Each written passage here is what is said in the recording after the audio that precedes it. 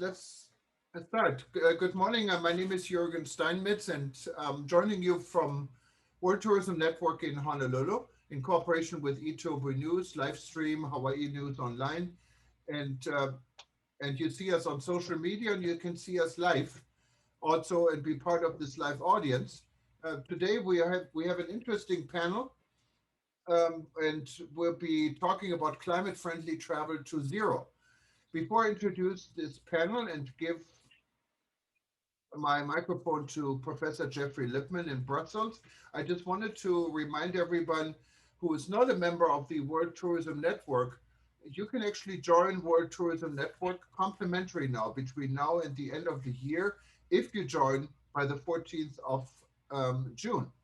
Simply go to wtn.travel, click on join, and you put in the promotional code free 2021. So this should be good incentive to be part of us. And this free offer applies to corporate membership. It doesn't apply to individual memberships because there's a free option already, and it's only $10 a month for an individual membership. We're leaving right now. However, World Tourism Network started more than a year ago in March of 2020 with a discussion what was known under rebuilding travel. And the entire year we focused on bringing people together from all parts of the world and talking about the implementation of COVID on the travel and tourism industry. So this has gone a long way. Everyone has been on this journey. So we are continuing, and in December, we formed an organization, what is the World Tourism Network, what will not only, of course, deal with the COVID crisis, but we see our rightful place in the global travel industry as someone who is focusing on medium to small size businesses in this world. We have members now in 127 countries, close to 2,000, and we're growing. And I can see some of our board members and people that have been with us from the very beginning, like Peter Bryan from Tanzania, Marika from the Tour Guide Association in Washington, D.C., and of course, everyone on this panel today also has been part of our audience. I wanted to welcome Modi Astudi in Indonesia. She has been with us for a while. And many of you, I cannot mention all of them, and they're coming in, but we have a loyal followership of people all over the world. Now, without further delay, I'd like to give this microphone to Geoffrey Lipman, and also, of course, welcoming Vijay Vijay, I'm so sorry. I know you for so many years. I'm going to call him Vijay. Not stumbling over your last name. It's even more difficult than my last name for some people. But Vijay has been leading and chairing our aviation group, and World Tourism Network has interest groups. And aviation, of course, is very important. Vijay has been with us also from the almost from the beginning. And he is a consultant based, an aviation consultant, very well known in this business for many years, based in Singapore. And he was a VP for Etihad Airways before. And we have Paul Steele, he's joining us from beautiful Switzerland. And Professor Geoffrey Lipman, I think doesn't need much of an introduction, joining us from Brussels. So Geoffrey, the floor is yours and the microphone is yours. Thank you very much, Thomas. And again, thank you to you and World Tourism Network for facilitating what I'm going to call a fireside chat about the existential climate crisis and the place of aviation in that crisis, and particularly focusing on the challenges and the opportunities that are emerging in a post-pandemic period. And I'm not going and we might start with the G7 and the fact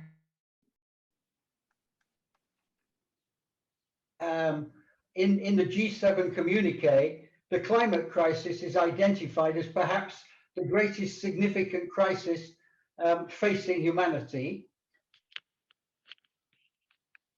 And the reality that if we don't fix this in a very relatively short time period, then life is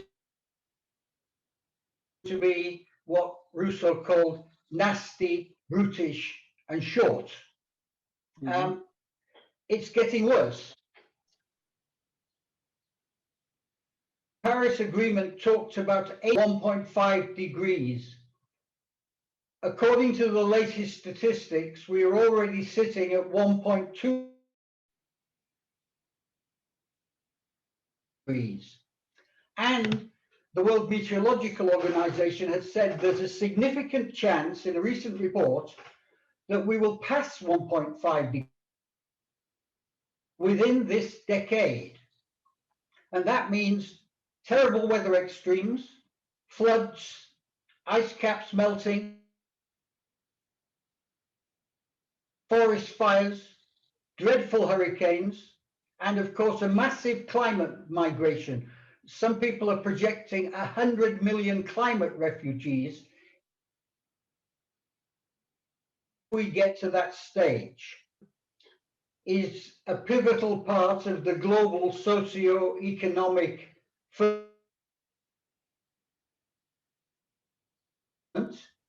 I don't need to go into that for this audience, because we are all reading the figures about being basically directly and indirectly 10% of the global economy. And what has been made even more clear by the pandemic is that the drivers of the economy, travel and tourism is one of the drivers. We are looking at a situation of a pandemic emergence, however long it takes, 1, 2, 3 years, nobody knows, which the Secretary General of the United Nations says of tourism, it should be safe, it should be sustainable, and it should be climate friendly. Now, in the NGO that I run, a testament to Maurice Strong, who was warning about the climate crisis 50 years ago, we are advocating a need for climate-friendly travel. That's a form of travel and tourism which is low carbon, which is to the Sustainable Development Paris 1.5 trajectory. At this moment, and I would add, we're also calling for absolute zero greenhouse gas by 2050. Let me repeat that. Absolute zero greenhouse gas by 2050. And for those of you who are following this story, that doesn't mean net zero, where you offset certain elements of your emissions, because clearly, if the world does not achieve that kind of balance, we're going to go into a dreadful, dreadful civilization-ending period. Aviation is currently somewhere between 2 to 3% of the total greenhouse gas and of the total carbon emissions. But it's also responsible for some other nasty stuff like sulfur and nitrous-based emissions, and for what is called radiative forcing. That's the impact of contrails and other disturbing effects at high altitudes. But the 3% is forecast to grow dramatically because every other form of human activity is looking for energy system. Every other form. So relatively, aviation, unless it can, is going to be emerging as an even greater climate challenge. And some studies, 15% by 2050 of global carbon will be caused by aviation.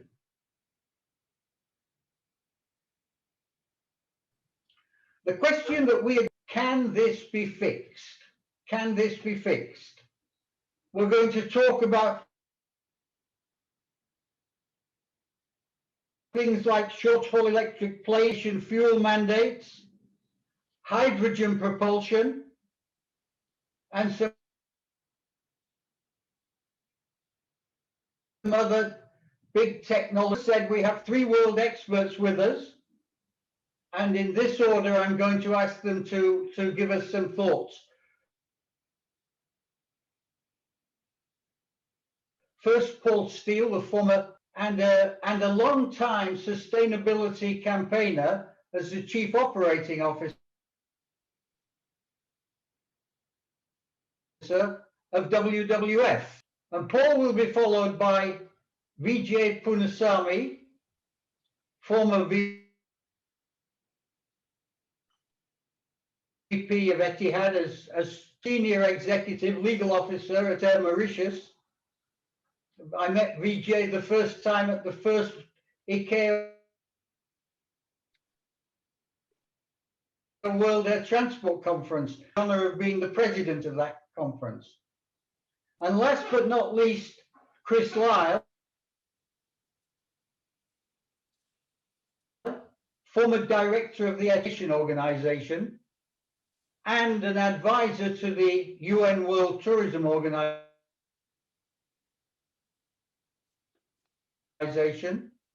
and a man with whom I played rugby in Montreal many, many years ago. You're also welcome, Chris. So with that introduction, I'm now going to ask Paul. Geoffrey, if I can interrupt you a little bit. To give us... Geoffrey, I didn't want to interrupt you, but you're really coming in and out. We don't understand everything you're saying, but most. I don't know if you have a different internet you could possibly switch to. But I just okay, look, I'm going to introduce Paul Steele. I'm going to introduce Paul Steele, and I'm going to come in. I'm going to leave and come in on another line. Paul. All right, Geoffrey, thank you, and hi everyone. What I could say at the moment is that this is probably one of the worst times to be involved in aviation. The industry has gone through absolutely the worst crisis in its more than 100-year history. But I would also say it's a very exciting time for aviation because it means that there's new impetus in terms of where does the industry go from here. And I think one of the things that the current crisis has also highlighted, as Geoffrey referred to, is the need to take the issue of climate change even more seriously. So Geoffrey called this session Decarbonizing Aviation and the elephant in the room. And he's already defined the size of the elephant being 2 to 3% of global man-made CO2 emissions.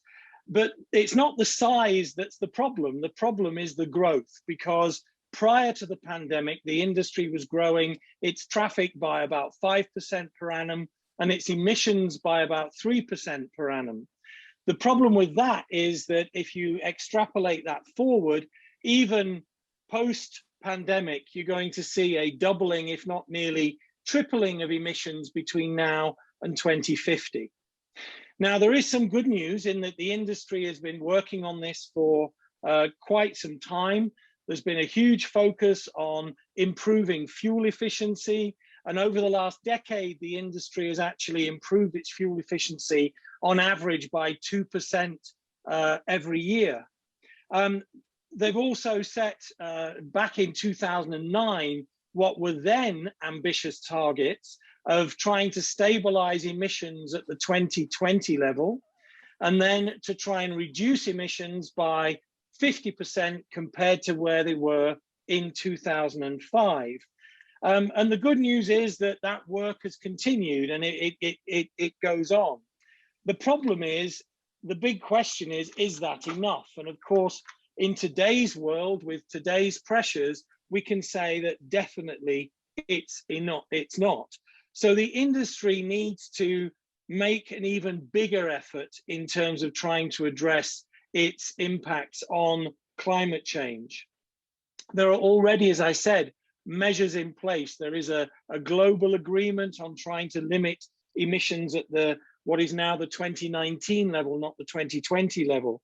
But that is not going to get us to where we need to be, either at carbon neutral, which is where I think the industry might want to go next, or if it comes to carbon zero, which is where Geoffrey was saying the world needs to be, that is a huge challenge over this period of time. What's the problem? The problem is simple. Aviation uses one type of fuel, it's called kerosene. Every ton of kerosene it burns, it creates 3.16 tons of CO2. So the name of the game historically has been trying to reduce fuel burn. But the name of the game going forward is going to be trying to replace kerosene as the fuel of choice for the aviation industry.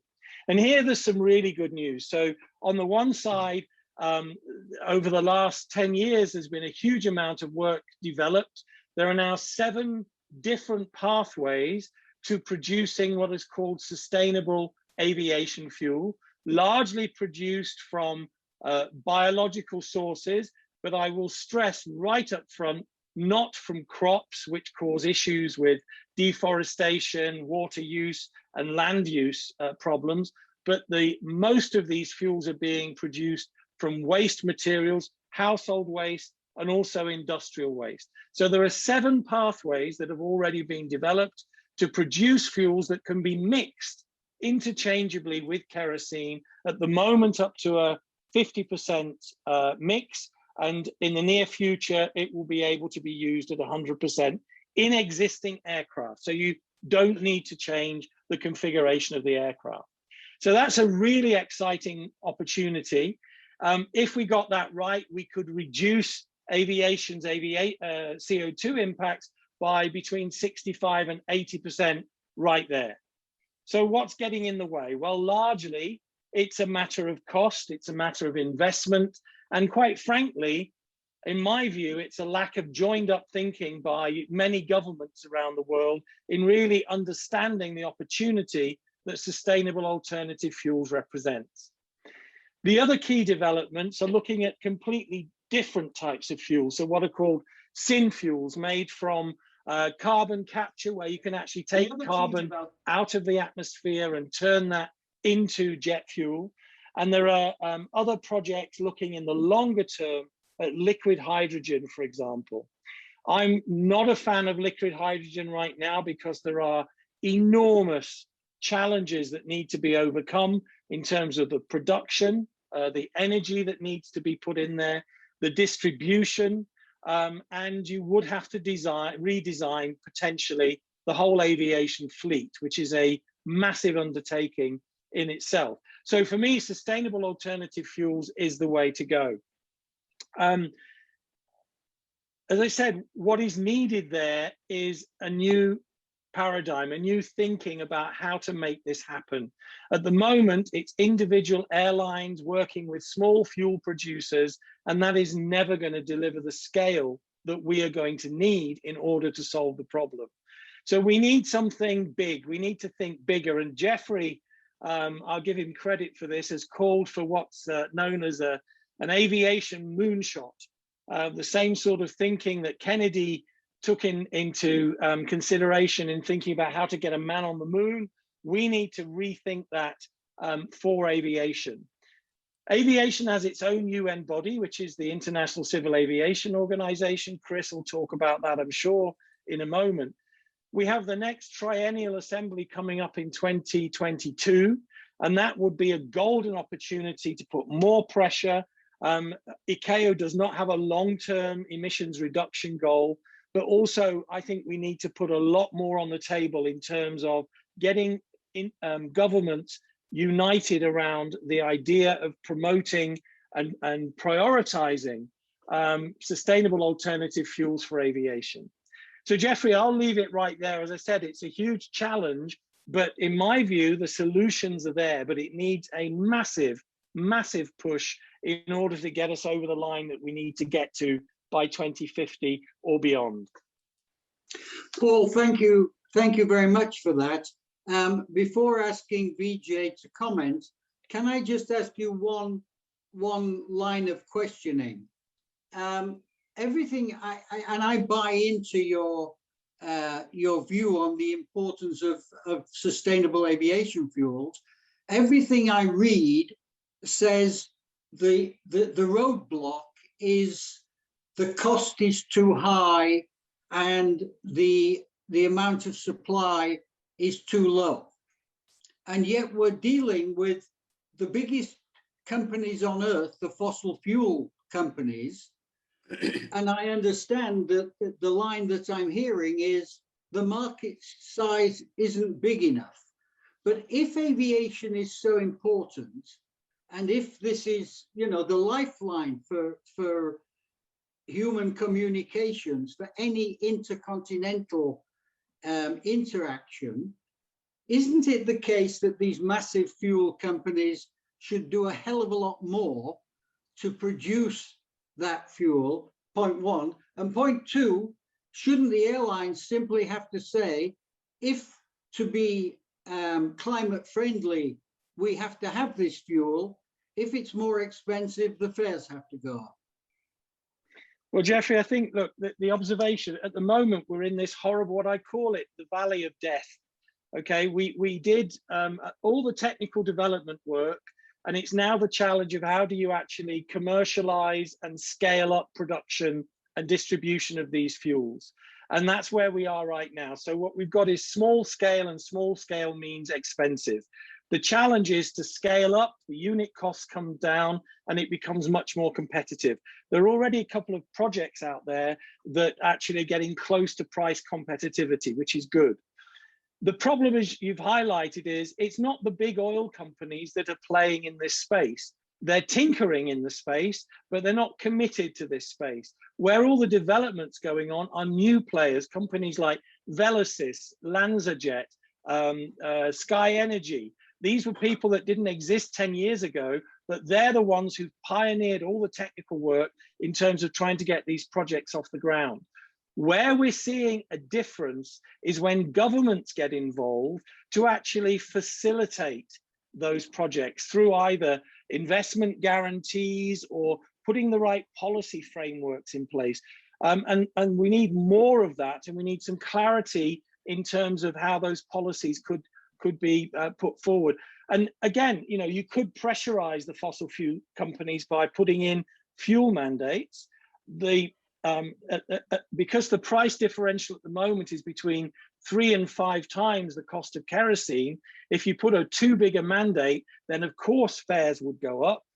I shouldn't say this, having been in IATA for 13 years, airlines don't like the idea of fuel prices going up. But I think in moderation, it's something that could be passed on to the passenger, and the passenger would understand. But the problem at the moment is there's no government, if you like, thinking and safeguards around that it wouldn't get out of control. Paul, I was in IATA for 20 years, and I'm reminded of the expression that politics is too important to be left to the politicians. And sometimes I think that the price that airlines have to pay may be too important just to be left to the airlines. And if the prices go up, there's a lot of environmentalists out there who will say that's not a bad thing, because it's going to mean that the demand is going to move more stably and have less of an adverse impact on the environment. But I'll leave it there. Well, can I just make one point on that, Geoffrey? Let's not forget that it's not just about people flying in aircraft. Aviation transports 35% of world trade by value. So if you increase fares, you increase cargo prices, you increase the cost of trade. So it needs to be done in a balanced way. It's not just a simple, let's put the price up, less people will fly, we solve the environment problem. No, if I had a magic wand, I would say, let's put the price down and put the pressure on the fossil fuel companies. I can't feel much sympathy for them. Okay, good. Okay, Vijay, would you like to join this conversation and give us your views, which is the views of a practitioner, a man who's been running an airline, more than one airline, 3 airlines. Thank you very much, Geoffrey, and great to see all our friends on this call. I think that there are a few givens which must probably accept and move on from immediately. One is that the aviation industry, airlines, have played a significant role in the socio-economic growth of the world and of tourism as a sector in particular. Second, that COVID has decimated the airline industry, which is still licking its wounds as we speak. However, those two facts do not obviate the other fact, which is that COVID has in many ways awakened people's awareness about two significant things. First, personal health, and that includes the impact of pollution on one's health and immediate surroundings.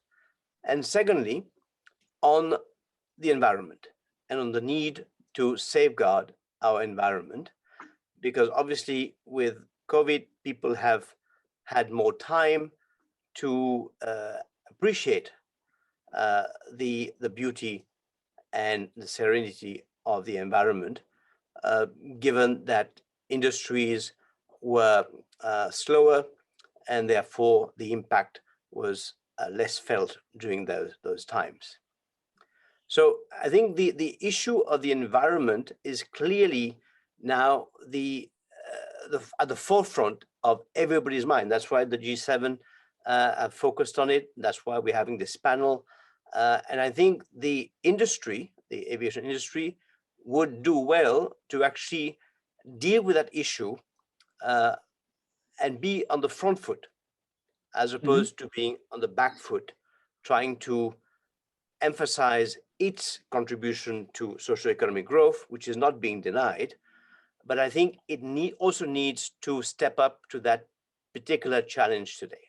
Okay, in 2016, ICAO came up with the sought to improve the aviation fuel efficiency by 2% per year, and had this global aspirational goal of carbon neutral growth from 2020, now 2019 onwards, with more fuel efficient aircraft, technology, with development and deployment of sustainable aviation fuels, improved air traffic management, market-based measures, like its CORSIA, Carbon Offsetting and Reduction Scheme for International Aviation.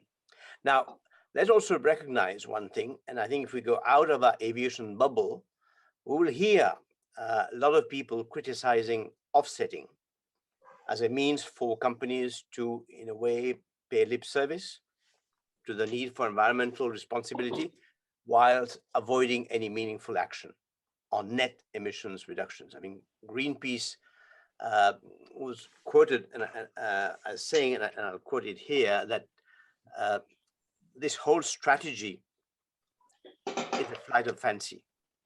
Carbon offsetting is simply an excuse to carry on with business as usual, while shifting the responsibility to cut emissions to someone else, somewhere else, and some other time. It's greenwash, pure and simple, and ministers should be wary of lending it any credibility, end of quote. Now, you may recall that IATA's AGM last November, the airlines reiterated the industry's commitment to carbon neutral growth from the start of 2021 with CORSIA, to cut net CO2 emissions to half by 2005, half the 2005 levels by 2050, and to explore pathways to zero net emissions by 2060-65. Now, I take the view that offering to balance good and harm, or to do less harm, or even to do much more good than harm, are clearly not as powerful and meaningful as committing to only do good. And for me, COVID-19 has led to aviation's CO2 emissions to drop by 60%, according to the Global Carbon Project. And I think that provides an incredible window of unexpected opportunity, admittedly, during the airline industry's worst financial nightmare, for all aviation stakeholders to come together and credibly and diligently address its environmental challenges. Mm-hmm. Thank you, Geoffrey. Okay, Vijay, I'm sorry, I'm in some sort of reverie. As someone born in England, every time I hear you speak like the perfect English gentleman, and you say things in such a courteous fashion. I want to pick up, just before asking Chris to comment on this, because Chris is a real expert on this, I just want to pick up that point that you made. The industry position, and Paul is one of the people who crafted it, says that by 2050, we will reduce our emissions to 1/2 of 2005 levels. That's what the industry is saying, 1/2 of 2005 levels. And almost everyone else in the world, in society, is saying that by 2050, we will have a net zero. The UN is advocating, is organizing a race to zero, which all the big companies in the world are becoming a part of. Don't you think, Vijay, that the industry position of 1/2 of 2005 levels by 2050 is the same sort of cop-out that we saw with something like the Warsaw Convention, which held back reasonable insurance rates for so many years? It's a group of self-interested airlines making a declaration which is frankly Neanderthal. Question, what do you think, Vijay? I think, it's a fair question, but I think to be fairer, we need to put this in context. When the aviation sector came up with its, let's say, environmental mitigation plan, it was the first sector in the world to do so. And from a zero commitment prior to this to delivering, let's say, 1/2 the emissions by 2050 was obviously a significant improvement. Now, in today's environment, with hindsight, you can say this plan does not go far enough. But let's be fair, at the time it was devised, it was progressive. Obviously, time has caught up with it, and it's time to actually revisit that plan. That's why I keep saying that I think rather than the industry delaying doing this, the industry should actually take a step up, take a step forward, and basically take the lead in doing the right thing. Not because that's what the right thing to do, but that's because what they believe in. We believe that the license for this industry to survive will depend on its ability to come up with a credible plan of action to actually significantly reduce and have meaningful targets for its emissions.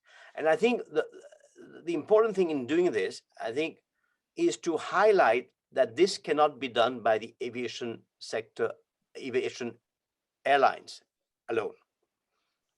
All these stakeholders must join in there.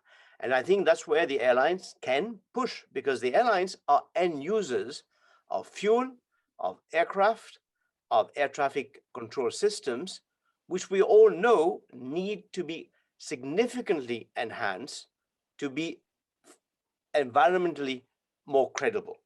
which means that rather than basically trying to play it safe in some ways, the airlines should take the lead and push the other stakeholders to actually step up by saying, because if you look at the basket of measures which ICAO adopted, we've been focusing so much on offsetting, on CORSIA, but the other elements to me are just as critically important.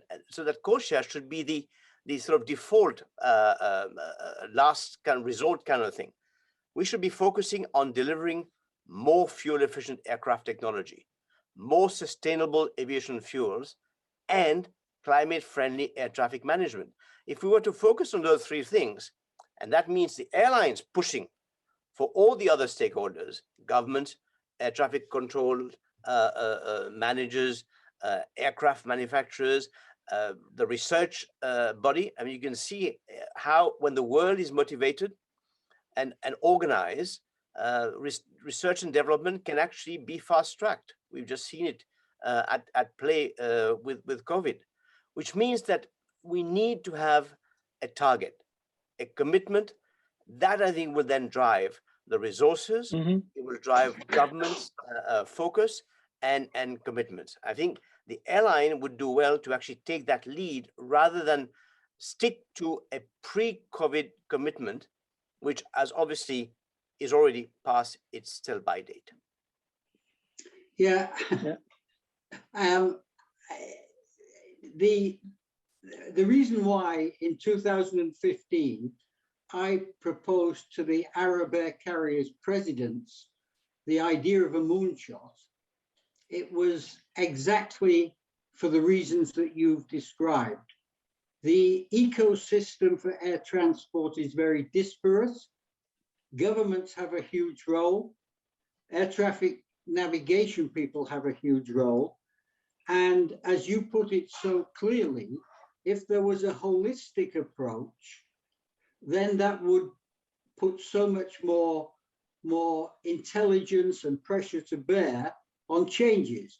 But just to ask you one last question before passing on to Chris, don't you agree that if the airlines are to take the lead, they could join everybody else in the world by accepting an ambition, and this is only an ambition, to have zero carbon, indeed zero greenhouse gas by 2050.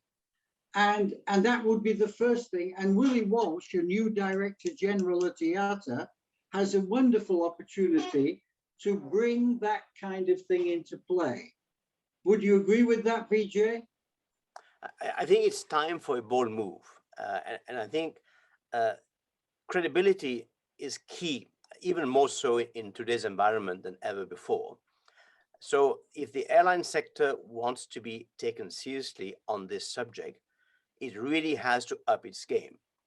What it came up with 10, 15 years ago is no longer going to be seen as even an aspiration.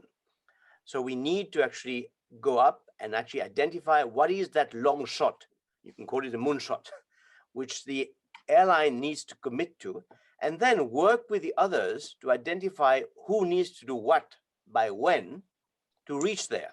Because the airlines alone will never reach there. But the airlines can actually be the one taking the lead to actually identify that challenge, and even as a moonshot, put it there as a moonshot. This is not saying we have a pathway to it, but it needs to be identified, and then the resources need to be mobilized accordingly. That is what will drive change. I mean, that's how we got to the moon, or the Americans got to the moon. Somebody identified this aspirational goal, and then everybody started working on it. So we need that kind of leadership. We need that kind of inspiration. We need a moral leadership on that issue, not a commercial leadership. I'll take that as a yes, Vijay. That's a definite yes.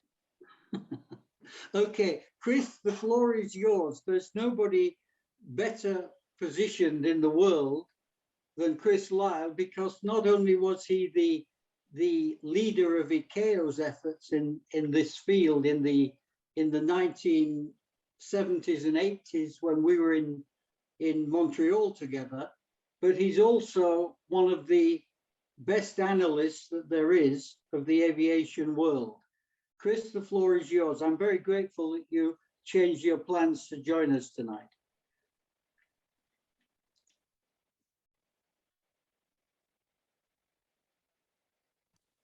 Chris, please unmute yourself. We cannot hear you. You're muted. Now you go. Now. Yeah, I thought you had muted me. Okay. Thank you very much, Geoffrey. That's a very generous introduction. I should say that when we used to play rugby together, I was famous for dropping the ball. So hopefully I won't do that today. I'd like to talk. You asked me to talk about whether ICAO was a leader or a follower, and following on from what Vijay was saying, and what you have talked about, the moonshot. One of the difficulties, of course, is that the original moonshot by United States was by a single country. ICAO has 193 member states. It is very difficult to get them all on the same page. And I don't think ICAO per se has ever been the leader. It's tended to wait for industry. Having said that, I think it's definitely a leader, and necessarily so, given that it's a global issue, and you have to have a global issue. And I think it's beginning to change. In Europe in particular, we've seen governments taking a lead beyond the airlines, and hopefully some of that will transfer across into ICAO. But one of the issues that ICAO has, it's a global issue, as I mentioned, but there are two basic principles which clash. One is the United Nations Framework Convention on Climate Change, which talks about common but differentiated responsibilities. And ICAO, under the Chicago Convention, has an issue of equal application. And that context is very difficult to put together. And you have to congratulate ICAO for coming up with CORSIA, the carbon offsetting scheme, because it managed to package the two together. But as we have seen, it's based on offsets, and I would say it's not a last resort. In fact, it's the primary tool in ICAO's basket of measures at the present time. And another unfortunate problem with it is it's based on carbon neutral growth, which means that everything below 2019 issues is not covered. And yet these emissions continue to go into the atmosphere every day. I must say that ICAO continues to do great work. It's done great work, particularly on raising the profile and action by individual countries. It's developed a number of state action plans, which I think is great. And they've had a series of something called the Global Aviation Dialogues, which have really spread the word and raised the profile and got people thinking about the issue. And in the past 18 months, it has perhaps become the global leader through various issues, including in particular something called stock-taking exercises, which were very informative and very impressive. The problem, though, I see, is that how on earth do you turn that into government policy, given that you've got 193 contracting states? The present issue too, I think, as Paul has spelled out, I think the key way forward certainly for the next 20 years is sustainable aviation fuels. Sustainable aviation fuels, notably waste-based fuel, to avoid the ones that Paul said, and synthetic e-fuels, are the primary and the necessary means of bridging both the time and emissions gaps, pending a substantial contribution by things like fuel cell electric and hydrogen-powered aircraft. But present fuel production of SAF, sustainable aviation fuels, and take-up are negligible. We've heard very high costs. There's an urgent need to get things going. So we have to move forward, and some of the thoughts that are out there, and this is where ICAO itself runs into difficulties. One of them is we need progressive sustainable aviation fuel blending dates by governments and commitments by airlines. And on the price issue, if you increase the blending mandate slowly, then you also increase the price slowly. And that's the only way you can do it anyway, because it would take too long to get these mandates up to very high levels. We also need, I think, tax credits for SAF suppliers, both producers and the airports. And again, that is a difficult thing for ICAO to handle. I believe we need levies on aviation fossil fuels, but this is, in the past, this has been rejected widely. But I think they should be ring-fenced, so that you put a tax, say a carbon tax on aviation fuel, but you ring-fence it towards sustainable aviation fuel production and purchase. It would be nice to have certified sustainable aviation fuel products as in CORSIA, but here again, this issue, you get people like Russia and Saudi Arabia who are opposed because they're not that enthusiastic about sustainable aviation fuels, rather more, in the case of Saudi Arabia, something called low carbon aviation fuels, which are just cleaned up fuels from kerosene. We also, it's interesting to see that people like Lufthansa and United now applying offsets to sustainable aviation fuel by airlines through corporate customers, which I think is great. At the same time, we need sustainable aviation fuel investment guarantees and green financing by governments. Again, that's difficult for ICAO. And I would like to see, something we need to do is to prioritize applicable alternative fuel production to the aviation sector. The aviation sector is very different than the rest of the transport and global world, other economic world, because it doesn't have any alternative at the moment to kerosene fuels. So much of what is required, I believe, is beyond aviation, never mind beyond ICAO. And it really goes to the responsibility of individual governments and perhaps people like the EU. And at present, one of the issues is that international aviation is treated separately under the global regulatory framework. This is dating back to the Kyoto Protocol in 1997, where international aviation is not included in the national budgets, something called nationally determined contributions, which means that, and it's given through ICAO. This means that it takes some of the pressure off governments. There is a trend now towards saying that it should be included in national determined contributions, and in fact, there's a move for this to happen at COP26 in Glasgow this year. And that does not mean you're taking away the role of ICAO. It simply means you're putting more pressure on governments to do something individually or through ICAO. And it's also a myth that people say that international aviation is not covered under the Paris Agreement. It is covered under the Paris Agreement by inclusion, because there's no specific mention of it. There was some mention of it, in fact, in the draft the very last night before they decided to cut the whole thing down, the agreement down in Paris, in order to get it across the floor. So this is not to say that ICAO will not continue to play a key role. It will certainly retain responsibility, will always have a key role, particularly on something called monitoring, reporting, and verification, actually assessing how much CO2 and other gases is shoved out by the aircraft, and saying how much governments are doing something about it. But perhaps a slightly changed role is required in regarding the global policy, and a different relationship between ICAO and the UN Framework Convention on Climate Change. So I'll stop there, Geoffrey.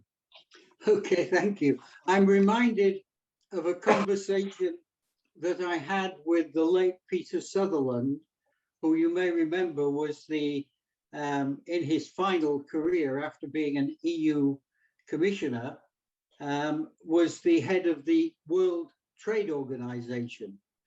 And I knew Peter very well, and we were having lunch in Geneva, and we were discussing the fact that the airlines were pressuring at that stage that aviation should not be included in the World Trade Organization. And if you talk to many people, they'll say, well, it's not included. And Peter Sutherland said to me, if I had $1 for every industry who came to me and said we shouldn't be included because we have different characteristics or we have special characteristics, I could retire tomorrow and we'd have no GATS agreement. And I think what you've just described, Chris, is one of those situations where the existential issue of climate change is not being dealt with from a policy viewpoint in ICAO. It's being dealt with in the UNFCCC, the UN Climate Agency, under the Paris Convention. And I think that the important though the Chicago Convention and ICAO is, if the issue is an existential issue, there isn't any real reason why aviation should not also be included in the nationally determined contributions. And the second point I'd like to make is, if the G20 took a political position that they thought that they needed to accentuate sustainable aviation fuel in the same way that President Biden is accentuating infrastructure and build back better, I can't believe that the supply and the price question wouldn't be solved, even if, as I say, the consequence is the price is higher, so long as there's adequate supply. And I make my point again, that the big fossil fuel companies, the most rich companies in the world, are making arguments that say things like, well, aviation's such a small part of the total mix, is just bullshit. Anyhow, at this stage, I'm going to open the floor for comments and thoughts and views from anybody here. Thomas has shown himself to be very adroit in these sessions at allowing and encouraging people to participate. So I'm going to ask, if you'd like to make a comment, there's some device that lets you raise your hand, and Thomas and I will keep a check on you, and the floor is yours, and we'll have 20 to 30 minutes of exchanges, and then we'll bring this to an end, because more than an hour on Zoom puts people to sleep. Yeah, you can, Geoffrey. Yes, thank you. And you can actually just click on the hand raising symbol, and we'll indicate that you wanted to say something, and we give you the floor. Maybe in the meantime, I'd like to recognize and maybe welcome and give him a chance to say a few words. Dr. Taleb Rifai, who was the former Secretary General of the UNWTO and is our co-chair since we started this discussion. And I think he's joining us from Amman, Jordan. Hi, Taleb.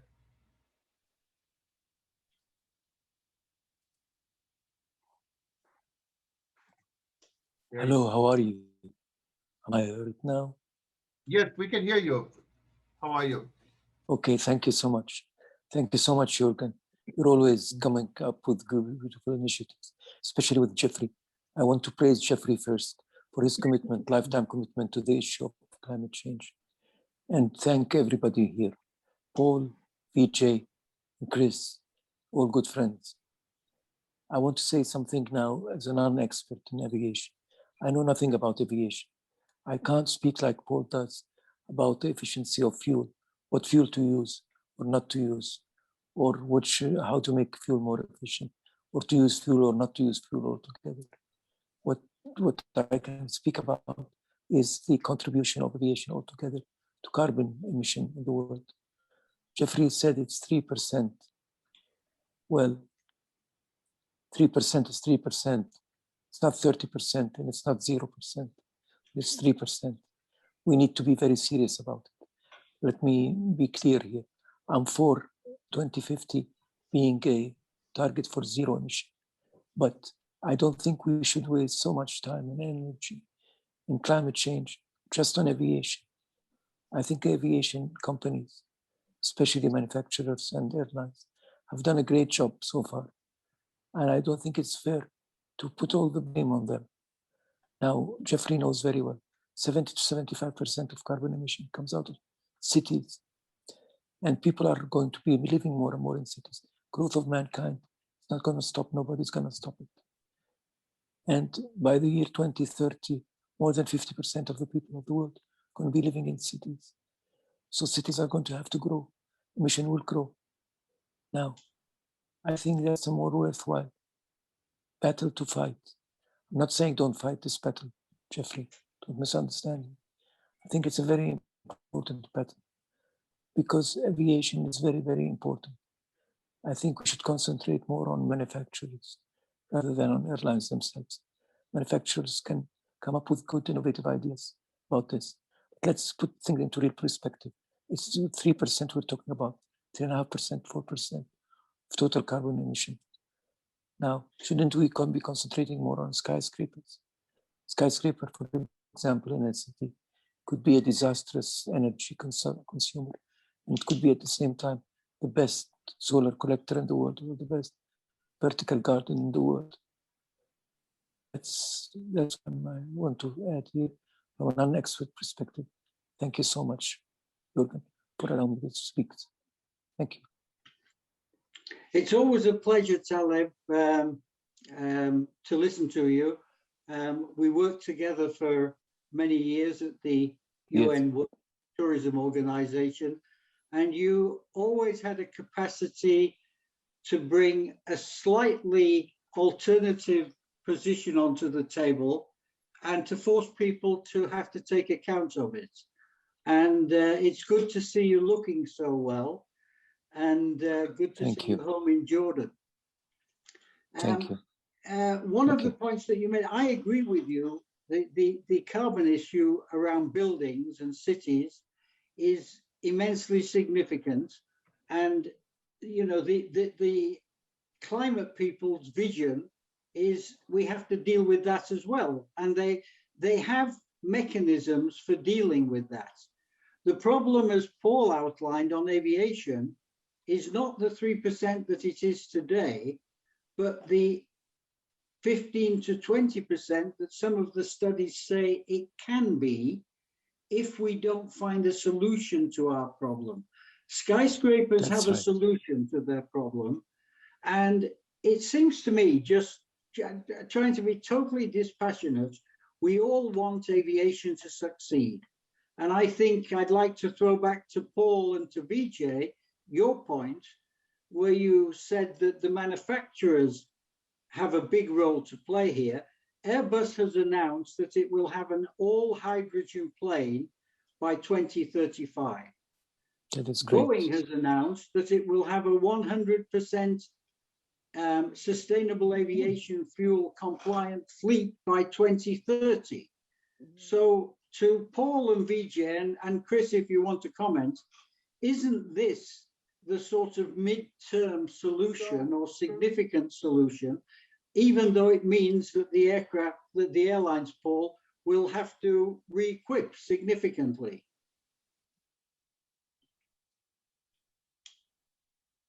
Paul? Okay, I'm here. I think, look, Geoffrey, I mean, I concur with everything that really has been said in terms of it's time for the industry to take another big leap forward and hope that the governments and ICAO will somehow find a way of at least leaping half as far. And we have an opportunity next year at the Triennial Assembly to do that. You know, if you look at everything that's out there, and, you know, I've heard about electric aircraft, and it's probable that there will be short-haul electric aircraft for maybe 100 people that can fly for an hour by say 2030, 2035. But that's not solving the long haul issue. And the long haul issue is the big issue. And that's where you need creative solutions. And the only viable one right now is sustainable alternative fuel made from biomass. The work on hydrogen, even though Airbus made that announcement a few months ago, my understanding is that they're getting a bit nervous about that, because looking at the technicalities of producing, distributing hydrogen and not just converting, but replacing what by then will be something like 50,000 aircraft around the world, is a huge undertaking. And so I think, you know, I'm always nervous about trying to go for something that everybody thinks is the holy grail, which is hydrogen, when there is a solution out there that's being underexploited at the moment that could make a significant impact on the emissions of CO2 today. And remember, there is a cumulative effect on CO2. So every ton we can avoid emitting today avoids that accumulating into the atmosphere in the future.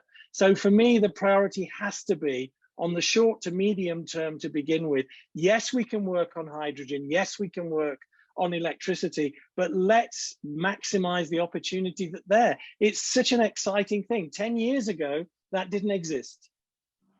Yeah, and the point that I think it was Chris made about the waste, household waste to SAF, that produces a virtuous circle, because you're solving the waste problem and solving the aviation fuel problem at the same time.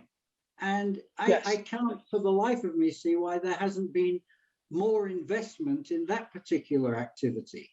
Well, that is happening, Geoffrey. And I think, you know, you're absolutely right, because I mean, I quickly looked at some numbers. I mean, in the EU alone, there was 184 million tons of household waste produced in 2018.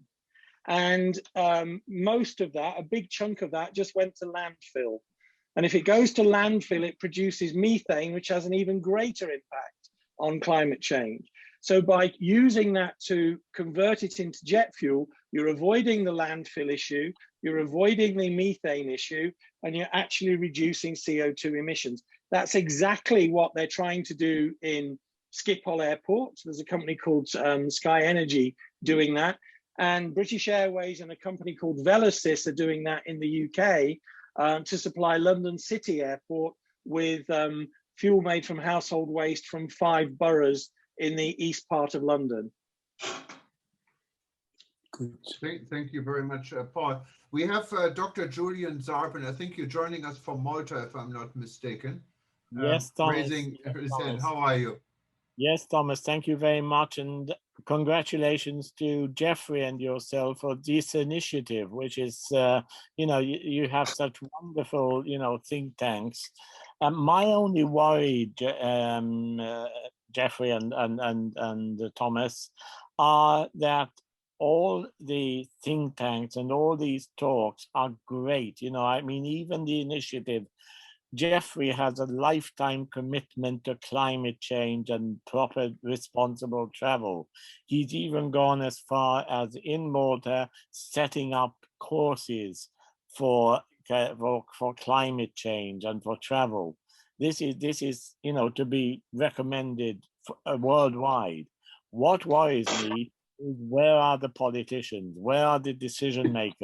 There seems to be a gap between the politician, you know, even in Malta itself, you know, little Malta itself, but everywhere around the world, there seems to be this gap between politicians, academics, researchers, and practitioners. And we always seem to talk around the same thing. We've been talking about sustainable and responsible travel for nearly close to 40, 50 years now.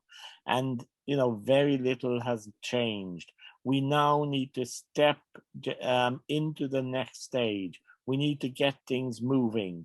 I know that, you know, you can plant a little seed and that'll grow into a wonderful tree. That's something, you know, which I know Geoffrey is very used to doing. but we need to do this very urgently, because otherwise what's going to happen, we're going to go from one think tank to another and very little is going to be put into practice. Otherwise, it's wonderful every time to listen to you and to participate in all these discussions, Thomas, but I hope that we can move into the next stage very, very soon. Thank you. And I couldn't agree. As you're talking, Juergen, I'm thinking, first of all, thank you for your kind words. I'm thinking of something really practical that could be done at COP26. And Paul, I'm throwing this to Paul Steele. The dreadful air passenger duty in the United Kingdom is raising billions of dollars a year, which is going from airline passengers into the treasury. Wouldn't it be wonderful if the British government, as a host of COP26, channeled that money into investment into waste to aviation fuel? Wouldn't that be a good thing? And wouldn't that be a good thing for all of the carbon taxes that are coming up in the future? And they will come up and they will be law. If the governments could make commitments that they would transmute that into support for sustainable aviation fuel. But Geoffrey, I mean, in an ideal world, I would 100% buy into that. Unfortunately, I've sat through too many meetings in Her Majesty's Treasury in the UK where they always trot out the same line, which is Her Majesty's Treasury does not hypothecate taxation. So basically, you give us your money and we put it in our pockets and we do with it what we want. Chris and I have talked about this as well. I mean, this would be a fantastic solution to financing and providing the capital necessary for the moonshot on sustainable alternative fuels. But I may be a little bit more jaundiced in my expectations that governments may start actually, if you like, labeling their taxation for specific purposes. But it would be a fantastic solution. But to pick up Julian's point about nothing coming out of think tanks, what if you, Paul, and you, Chris, and me, and some others wrote a paper that we put through somewhere to COP26 through one of the mechanisms that we have a link to, and also put to people like IATA? I'm sure they would get behind an intelligent repurposing of the APD and preempting governments from grabbing the funds from carbon taxes and put it into the promotion of sustainable aviation fuel with a strong emphasis on household waste. How about doing that, Paul? I think it's a good idea. There's various, let's say, initiatives in train already, both in preparation for the COP, but also I think for we've got to look forward and remember it takes a lot of preparation time to get governments familiarized with things. So I think the other opportunities I mentioned before is the run up to the ICAO assembly in the fall of 2022. Yeah, can I take that as a qualified agreement? Right, so more than a qualified agreement. Excellent. And Geoffrey, you're leading our interest group on green, so this would be a very good opportunity also to let us know, and we can give it some publicity. And well, I think the people that we have on this panel, and throwing this out to anybody else who's listening, I don't think it would take more than a week to produce a thoughtful paper on creating a financing mechanism for sustainable aviation fuel that would make it much more feasible. And then we all have links to institutions, and I think we could put some public pressure on this. And Thomas, I know that you would be willing to take this up as a WTN initiative. And it answers Julian's point about let's do something out of one of these sessions. No, great idea. And but I think, Geoffrey, it's important to recognize that, see, action is important, And I think your suggestion about doing a paper, I would say is critical to put it in a wider context, as opposed to focusing on financing. Because for me, the financing will focus the minds of some in a positive way or in a negative way, because you always have people who are mindful about costs of travel and so on. But if you were to put it in a wider context, that, see, by the end of 2019, aviation emissions were 70% higher than they were in 2005, and they were expected to grow by 300% by 2050. So we really want the whole world, including the aviation sector, to recognize that this was a path, a perilous path. And in some ways, COVID has halted that path, which has given us a reason to pause. So we should not waste that pause by trying to get back on the same path we were before.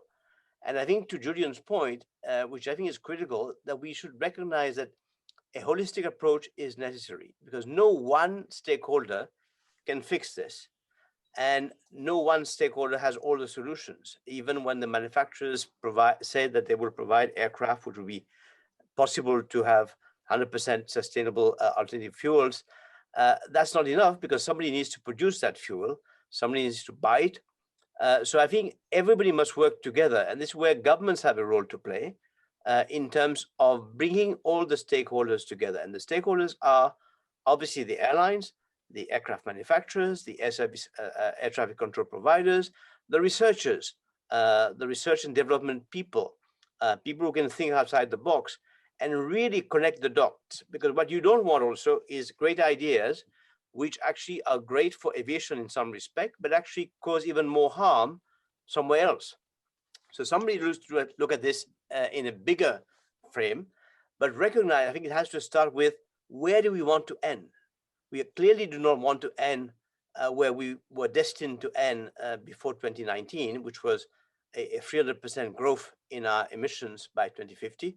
We want to have a real challenging target, which we set. We said, this is where we commit to. And now how do we get there? And this is where your idea, Geoffrey, of actually getting people together to devise then the plan to get us there from where we are today, so that by next year we have made some improvements and we keep improving towards until we reach our target. This is where you build credibility, because you're moving positively on your journey, and you actually get people to buy into what you're trying to do. But all stakeholders must be brought to the table, and that, I think, is where ICAO can play a definite role.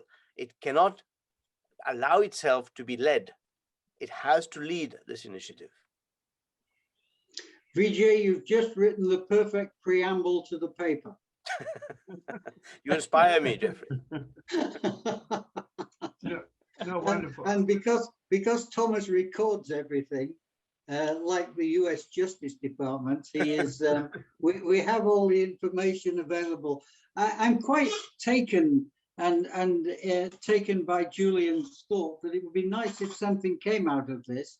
I don't think it would do any harm to have the ICAO assembly as an ultimate focal point, but it would be a lot of fun to have COP26 as a way station with a real emphasis, and taking Vijay's point about we need to have a holistic approach, but a real emphasis on SAF and the intelligent use of the APD, I think could get a massive amount of support. No, a great idea, and hopefully we can follow up on this, Geoffrey. When I'm going through our chat room, I know we're now a little bit an hour and 15 minutes into this discussion, so we have to wrap it up. But I see there's an active discussion going on, and Peter Bayern from Tanzania has been leading this discussion almost. I don't know, Peter, if you wanted to say something or add something to what you put up in writing there. Thank you, Juergen, and good evening to everybody. Two things leap out at me. One is that in all these discussions, we never talk about the individual. We always talk about the governments. The governments have to do this. The governments have to do that. The institutions have to do this or that. But actually, Geoffrey, I'm addressing you on this. You know the statistics on how many people really care about their footprint, how many people are really buying into sustainability with their actions, where they stay, where they go. I'm a hotelier, but I've also been in domestic aviation. So I know, for example, this is the other problem I want to bring up, and that is the issue of approvals for new fuels, new engines, new aircraft. Paul and Vijay, I'm sure, understand this much better than I do, how long it takes to get approval from the aviation organizations. And that may require inter-country approvals. For example, some countries may not want aircraft arriving in Addis Ababa or Nairobi or somewhere else that have a different kind of fuel for which they have to be prepared for issues like fire, accident, and blah and blah and blah. So there's an international system. Of course, it's part of ICAO, part of IATA responsibility, but it takes forever to get these things through the hoops. So I'm wondering, look how we fast-tracked COVID vaccines. Are we thinking about fast-tracking these developments in aviation? And on top of all of this, I think again and again and again, we have to bring the story home to people that their actions also matter. In the chat room, we were talking about how some governments are looking at insisting on people traveling by train rather than taking short-haul domestic flights. I'm all for it. I think that's brilliant. But you've got to get the people on board because we're supposed to be democracies. But to your point, Peter, on the first point, I think that the young people have a different mindset. I say this not only from looking at what Greta Thunberg did with the no-fly movement in Scandinavia, but just as Julian said, we're running a course at the moment. We've had 30 to 40 young people from around the world, and their mindset is different. They are prepared not to fly. They do have a very strong view. And if you put that in the context of Vijay's 300% increase, as you move forward over the next 10 to 20 years, I think these people will let their voices be known. And if the industry isn't seen to be responsive, then I think you'll get a lot more no-fly movements. Yeah, as somebody with a 22-year-old daughter, I'm fully with you. But unfortunately, the people who have the spending power to travel and to move around, whether it be business travel, and don't forget the business travel, and as Paul said, don't forget the cargo, they're not young. Actually, many of them are unemployed thanks to COVID, or many partially employed or have had their job chances dented. So we can't wait for them to come on stream as the main spenders on travel. So I hear you and I agree with you, but not sure we have time for that. Okay. Yeah. Well, we don't have anyone raising a hand right now. There is an active discussion still going on in chat, and this can continue. This also can continue on World Tourism Network. And if anyone else wanted to add something to it, please raise your hand now. Otherwise, I think we can, if that's okay, Geoffrey, bring this to an end today and look forward to the next discussion and some action. So we can report about results, what would be wonderful. Yeah, Thomas, Juergen.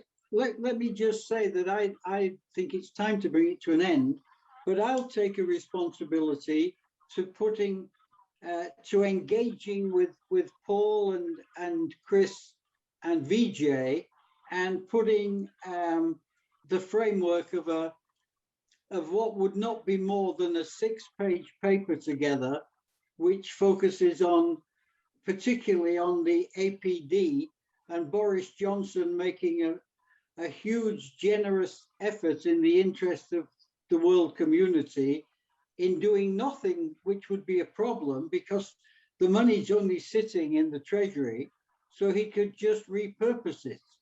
And we could argue, Paul, that that's not really the dreadful hypothecation, it's simply a repurposing. No. But thank you very much, Thomas, and you have the floor back. No, thank you very much. And thank you, Geoffrey, Vijay, Paul, and Chris for being on this panel today. I think we all learned a lot, and hopefully we can take home a lot out of this, and we're looking forward to continue our conversation. Also, thank you, Peter, Taleb, and everyone else for making a contribution. Also wanted to recognize, I call her Snow White in Serbia. She's leading our educational forum. She's always with us, and thank you for this. And if you wanted to, if you wanted to listen to it or watch this again, it'll be on our YouTube channel. You can link to it from World Tourism Network, or simply go to livestream.travel. We're also going to show this probably for the next day or two live on eTurbo News. So this will be repeated, and hopefully a lot more people will watch what we have been discussing here today. Other than that, I'm looking forward to my morning coffee at 6:30 here in the morning now in Hawaii, and start a beautiful Hawaiian day. And for those that are about to go to sleep, like Vijay, I think it's a little bit past midnight or 12:30 in the morning in Singapore. Thank you, everyone in the world, for joining us. Paul and Geoffrey, I know it's evening, and you have a nice dinner. And same to you, Peter. And it's great to have all of you on board. And thank you again. For those that are listening to us and don't know anything what World Tourism Network is about, just go to WTN.travel, and hopefully you can join us. Well, I can only say aloha from my part of the world, what is Hawaii, to everywhere else. And thank you again, guys, and we see you soon. Bye-bye. Thank you very much. Thank you very much, Thomas. Bye. Thank you, Thomas. Bye-bye. Bye-bye, Geoffrey. Bye-bye, Geoffrey. Bye, Julian. Thank you for your contribution. Bye. Bye, Geoffrey. Bye-bye, everyone. Bye, Paul. Bye, Paul. We'll be in touch.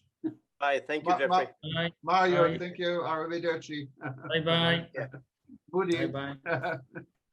Tiana Kas. No, I'm sorry, I forgot my thank you in Indonesia. How do you pronounce it again, Moody? Tell me. Bye. Yeah. She's muted. She doesn't want to talk to me, but that's fine. Okay, see you guys later.